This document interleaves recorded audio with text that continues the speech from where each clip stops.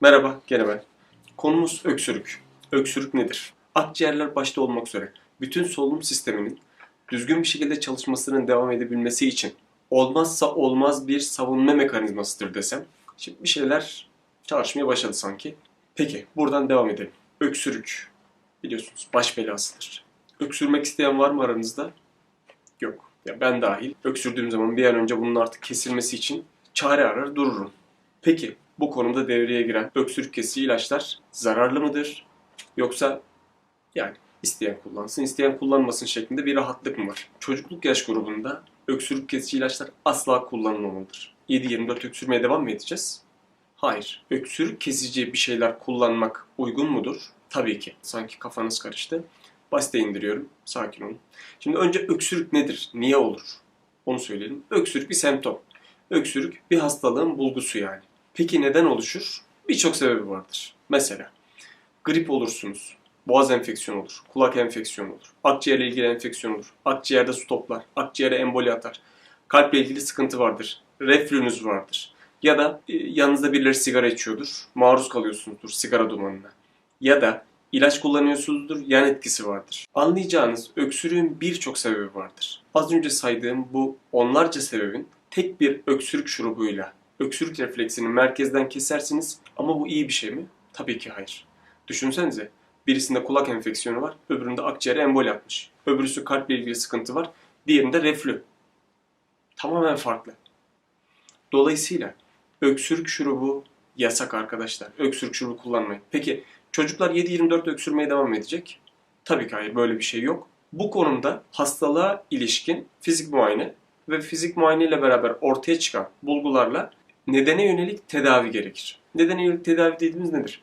Mesela gripsinizdir, geniz akıntısını azaltırsınız. Akciğer enfeksiyonu vardır, onun için ilaçlar kullanılır. Astım vardır, astımla ilgili bronş genişletici yani akciğer genişletici ilaçlar kullanılır. Sigara dumanına maruz kalıyorsunuzdur, sigaradan kaçarsınız.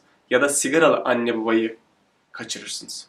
Kalp probleminiz vardır, onunla ilgili başka tedaviler verilir. Reflünüz vardır, gene onunla ilgili de tedavi verilir. Psikolojik bir durum vardır, psikoterapiye gidersiniz. İlaç yan etkisidir, ilacınızı bırakırsınız.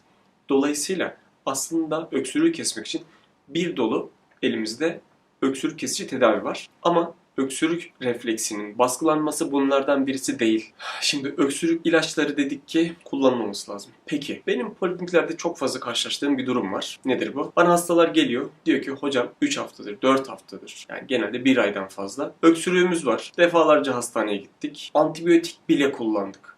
Antibiyotik bile kullandık dediğiniz zaman sanki antibiyotik öksürüğü kesmek için gelinebilir son noktaymış gibi algılanıyor ama böyle bir şey yok. Şimdi az önce bazı sebepler saymıştık. Şurada muhtemelen bu sebepleri size tekrar çıkarttım. Bu sebepler içerisinde tekrar bakın. Sinüzitin bazı durumları yani akut atak tedavisi dışında, akciğerde enfeksiyon yani zatüre dışında antibiyotikle geçebilir bir şey görüyor musunuz? Yok. Peki, bonus bir bilgi. Bilim insanları birleşmişler. Üst solunum yollarında herhangi bir hastalık durumunda antibiyotik verecek miyiz, vermeyecek miyiz sorusunun cevabını almak için bazı kriterler geliştirmişler. Buna da McIsaac kriterleri demişler. Bu McIsaac kriterleri ne işe yarar? Öksürüğün sebebinin büyük ihtimalle virüs kaynaklı olduğunu ve o çocuğa özellikle öksürük varsa özellikle antibiyotik verilmemesi gerektiğinin altını çizer. Bu %100 değil. Tabii ki fizik muayene bulgusu ekstra bir tarafa sizi yönlendirirse durum başka. Ama antibiyotik ve öksürük farklı şeyler arkadaşlar. 2 şey öğrendik bugün. 1. Öksürük kesici ilaçlardan uzak durun. Özellikle merkezi olarak öksürüğü baskılayan ilaçlardan uzak durun. İkincisi antibiyotikler öksürüğün kesin ve en son tedavisi değildir. Şimdilik bu kadar olsun. McIsaac kriterleriyle ilgili yeni bir video çekeceğim. O da yakın bir zamanda ortaya çıkar. Görüşmek üzere.